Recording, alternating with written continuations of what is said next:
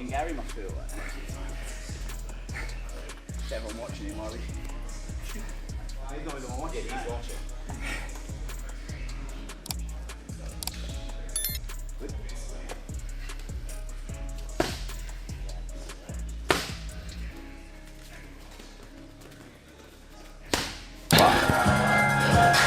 It's all just fucking peaking right now.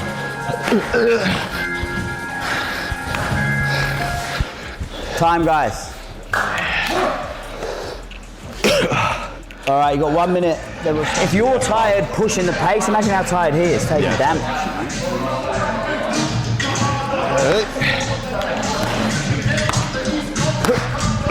Yeah.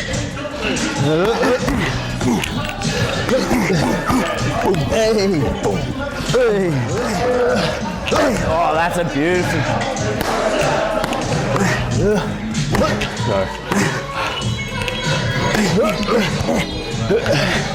Lovely feet.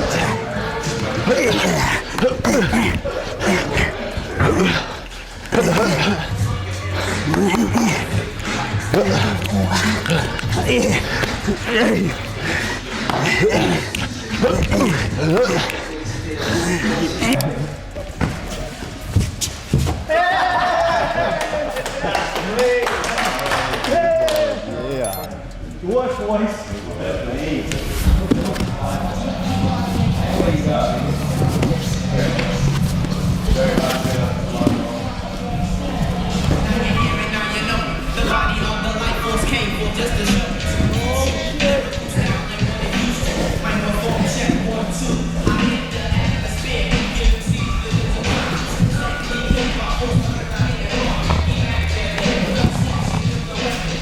Thumbs up. You wanted you a thumbs up in, and the next minute you were snoozing. A little nap. Yeah, we'll be right, boys. Carry on. Sorry, man. No, it's all good. I couldn't really tell. I was just trying to sink it in deep, bro. I was encouraging you to get in and back. As fight night gets closer, the buzz around Jack Della Maddalena versus Carlos Prates keeps getting louder, and it's not slowing down anytime soon. The real tension comes from how different their styles are, creating a sharp contrast that's got even seasoned experts split right down the middle. On one side, Della Maddalena is fully locked in, sharpening his clean boxing and relentless forward pressure, looking sharper every single session. Meanwhile, Prates is stepping in with a striking game that can flip the whole fight in seconds. No warning at all. One clean shot could change everything, and that's what makes this matchup so unpredictable. The big question still hanging in the air is simple. Does either fighter truly have the edge, or is this anyone's fight? Let's break it all down. You're obviously only about maybe 1, maybe 2 fights away from potentially rematching Islam. And I mean, the feeling is that Islam's probably going to be the champion for the foreseeable future in the division. Do you already start thinking about what you do different in a potential rematch? Because it could actually be a lot sooner than what people realize. Yeah, it's all Jack talks about. He hopes Islam holds the belt so that he knows he has to earn his way back to the belt. We understand there's at least 1, probably 2 big wins needed to earn that shot again. You don't earn a rematch from a bad performance. You have to go out there and like you said about the recency bias, you have to go out there and put yourself back on the map. So, but Jack really wants that fight back. He's still, like, we went into that fight believing we could win, and nothing's changed, and the fact that now Jack's felt it and he knows what Islam's about, and he has a bit more first-hand experience. When JDM steps in against Prates, the real question isn't if this turns into a striking battle, it's when it explodes into one. Both fighters naturally drift toward trading shots, and that tension is building from the very first second. It's almost guaranteed this won't stay slow or cautious for long, because that's just not how either of them operates. According to Ben Vickers, Prates is the kind of fighter who walks in with one clear goal: damage and a knockout, not playing it safe. That aggressive mindset lines up perfectly with JDM's sharp boxing and pressure, creating a clash that feels almost inevitable. But that's exactly what makes this fight so dangerous. Neither guy is likely to back off, and that's where things can get seriously intense fast. The Carlos Prates fight, just finally, is an interesting one because Prates loves to push forward, and obviously JDM striking is, he's one of the best in the UFC. The way that he throws his shots is explosive. What does that fight even look like in your mind if you picture it? Because I mean, you mentioned you want a striker, but you know Prates will come and he will give you guys an opportunity to have that striking match, right? Like he's the guy to do that. Yeah, it's a cool fight. Like, who doesn't? He's a cool dude. Like, there's nothing not to like about Carlos Prates. He comes to fight.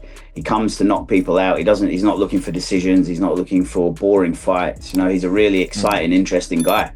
And yeah, he will give Jack the stand-up fight. And he's got power. He's got that equalizer. So what he did to Leon Edwards was incredible. So, it's not a fight there's no easy fights, as we found out at this top level. Everyone can give you that push and give you a hard time. But yeah, the Carlos fight. Outside predictions keep throwing around the idea that he might move up a weight class, but Vickers is shutting that down fast. He makes it clear that JDM is fully locked in on the welterweight division, with no real plans to jump to middleweight anytime soon. According to him, that conversation hasn't seriously happened, especially with how stacked and competitive the current division already is. Even though a lot of people look at his slim frame and assume cutting weight must be tough, Vickers says that's not the case at all. He explains that JDM's muscle mass and constant training keep him in top shape year-round, making the weight cut feel smooth and controlled. For him, it's not a struggle, it's just part of the routine.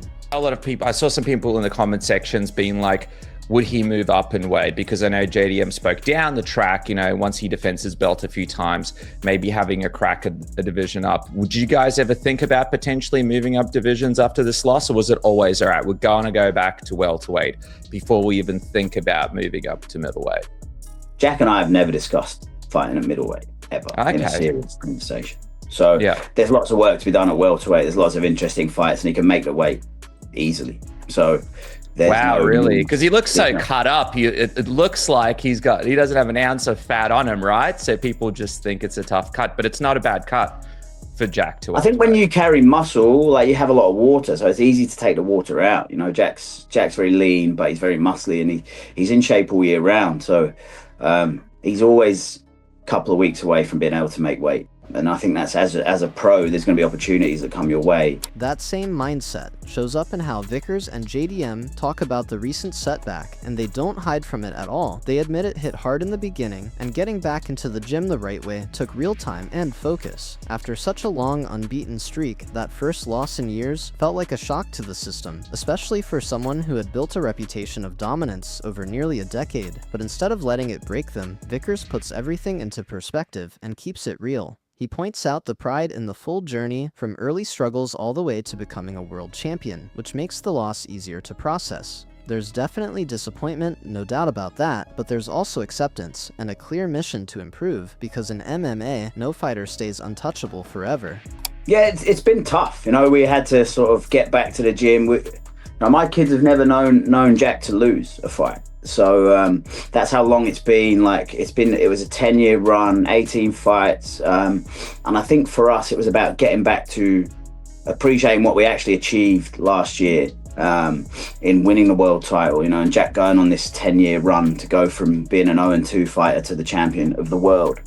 And to appreciate that and to pat ourselves on the back a little bit, but also to acknowledge that we weren't good enough in the last fight and we need to do better. So, it's been a bittersweet year, but we look back with great pride on what we achieved, and we've managed to celebrate that over this Christmas period, and also, lick our wounds a little bit and take in the loss. It's been we just don't expect Jack to lose, but it's MMA and it's a sport where anyone can lose at any given moment. So we've had a good chance to reflect, a good chance. Picking up from that, Vickers makes it clear the biggest lesson from the fight isn't panic, it's clarity about what actually went wrong. There's no overreaction here, no scrambling to change everything overnight. Instead, it's about breaking things down properly and understanding where things slipped during the moment. After going through the fight step by step, he explains that the original game plan still works heading into this next matchup. The real problem wasn't the strategy, it was the execution on the night, and now the team has a much clearer read on why that happened.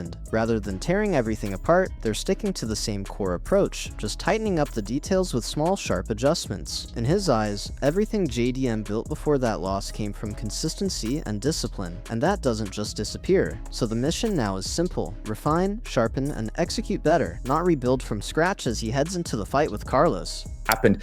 Is there one or two takeaways for you and Jack now that you've had some time to sit with this fight. One or two takeaways that sort of stand out to you now that you've had a chance to digest everything that's happened. 100%. Yeah, there's definitely some takeaways. We've definitely had a lot of time to reflect and look into what went wrong in the fight. But nothing crazy. You know, it might sound mad to people because of the way the fight went, but nothing crazy needs to change. And like I said in the original video, I stand by the game plan. We just weren't able to implement it that day for whatever reason. And I think as a team, we know what those reasons were. And we're working on fixing those. It's not heavily technical reasons, believe it or not. So, you know, people might watch this and go, oh, fucking hell, you got dominated and you don't want to change nothing. No, we're going to change things, and we are going to fight in a slightly different way moving forward. But I don't think you need to we did so well until the Islam fight that, you know, if we didn't quite have our best night, doesn't mean that we need to throw everything out and start again from fresh. You know, we still got to where we got to, doing what we were doing. So it's not a case of wholesale change, but there are some tweaks, some things we want to do better, but nothing like groundbreaking as people might. Vickers also makes one thing very clear. The rematch talk with Islam is far from dead, and it's still locked in JDM's mind.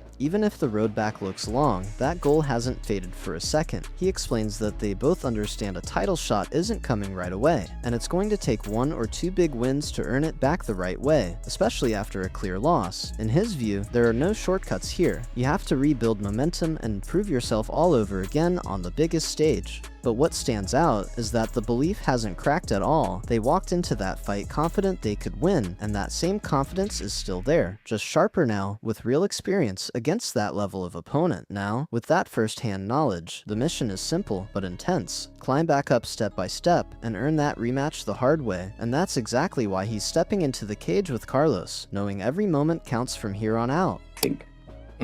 You're obviously only about maybe 1, maybe 2 fights away from potentially rematching Islam. And I mean, the feeling is that Islam's probably going to be the champion for the foreseeable future in the division. Do you already start thinking about what you do different in a potential rematch? Because it could actually be a lot sooner than what people realize. Yeah, it's all Jack talks about. He hopes Islam holds the belt so that he knows he has to earn his way back to the belt. We understand there's at least, you know, 1, probably 2 big wins needed to earn that shot again. You know, you don't earn a rematch from a bad performance. You know, you have to go out there and you, like you said about the recency bias, you know, you have to go out there and put yourself back on the map. So, but Jack really wants that fight back. He's still, like, we went into that fight believing we could win, and nothing's changed, you know, and the fact that now Jack's felt it and he knows what Islam's about, and he has a bit more first-hand experience. Building on that, Vickers explains that any future rematch really comes down to better information and real experience, not some guarantee of a different result. There's no illusion here that things magically change overnight. It's about learning what actually happened and showing up sharper when it matters most. He points out that while the opponent might think he's already figured JDM out, they strongly believe the version that showed up that night wasn't his best at all. That's the real motivation now, to flip that narrative completely by becoming more precise, more complete, and far more consistent under pressure. At the same time, Vickers keeps it honest. Nothing gets handed to you at this level, not even close. Every opportunity has to be earned again through strong performances, real momentum, and stacking wins one after another. The mission is clear: rebuild, rise, and force that rematch conversation back into the spotlight. Dealing with a fighter of that caliber, it's only going to be good information to have the second time round. I'm not saying the result will necessarily be any different. You know, Islam obviously feels like he's got Jack pretty well read, and he's also had the exposure to Jack, but I feel like he hasn't had the exposure to an on-fire Jack yet, and that's what we'd hope to bring in the rematch. But obviously there's a lot of work to do before we get there, and we understand that nothing's given and everything needs to be earned, and we've got to go back to the drawing board and do some spectacular things and keep winning again. On the flip side, the take from Bedtime MMA is loud and clear, and they're backing JDM with real confidence heading into this clash with Prates. The belief is that he holds the edge in almost every key area that actually matters when the fight gets intense. They point to his higher output, cleaner accuracy, tighter defense, and his proven ability to keep a relentless pace across all 5 rounds without fading. Even when fights start to get chaotic, JDM has shown he can adjust on the fly, recover quickly, and take control as the rounds go on. That adaptability is a huge factor, especially in a matchup where things can turn wild fast. Because of all that, the expectation is that his preparation, conditioning, and overall sharpness will hold strong under pressure, making concerns about cardio or durability feel way overblown. Of course, I'm nervous for the GOAT JDM, but when I look at it logically, when I actually think about this, JDM is just way better than the people Carlos Prates is knocking out. He has a great chin, okay? He has way higher output than Carlos Prates. He throws more, he lands more, he's more accurate, he gets hit less, he has higher strike accuracy, better defense, proven cardio to go 5 rounds at a pretty high pace as well. Like I said, that Bilal Muhammad fight was a fucking war, and he's in this scrappy fight, throwing 4 5-shot combinations, scrambling from takedown attempts and from getting taken down, getting back up, beating the shit out of Bilal Muhammad. Same with the Basil Hafez fight. We've seen JDM go to war and be able to pick up the pace and start beating people up in that 3rd, 4th, 5th round.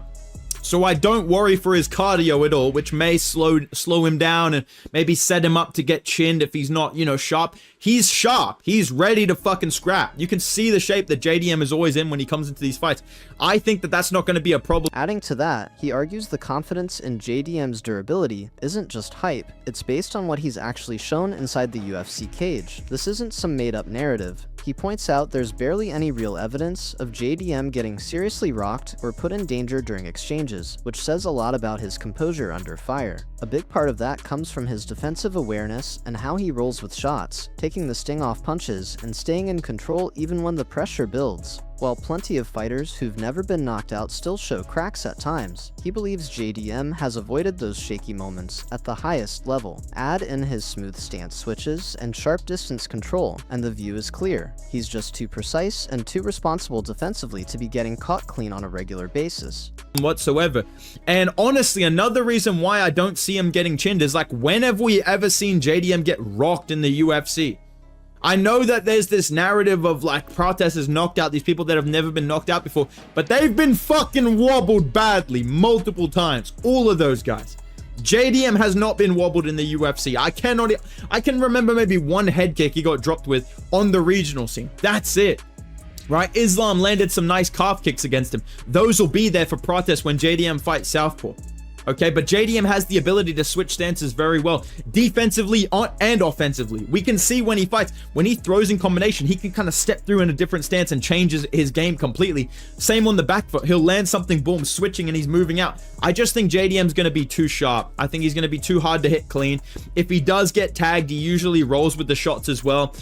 So I just feel like it's Prates by one shot, like fluke fucking KO shot, or most likely, in my opinion, JDM. According to MMA Guru, this is exactly the kind of main event fans get hyped for. High stakes, elite level competition, and real momentum hanging in the balance. JDM comes in as the top-ranked contender, looking to bounce back strong after his loss to Islam, while Carlos, sitting at number 5, has rebuilt his run after earlier setbacks and now looks more dangerous than ever. He also gives credit to JDM for going 5 hard rounds, taking minimal damage and jumping right back into action without hesitation. That says a lot about his durability and mindset at this level. In his eyes, both fighters represent what makes MMA so exciting: resilience, ambition, and the willingness to step in against elite opposition without backing down. All of that sets the stage for a matchup that feels explosive from the start. Just focus on having big weekends of viewership.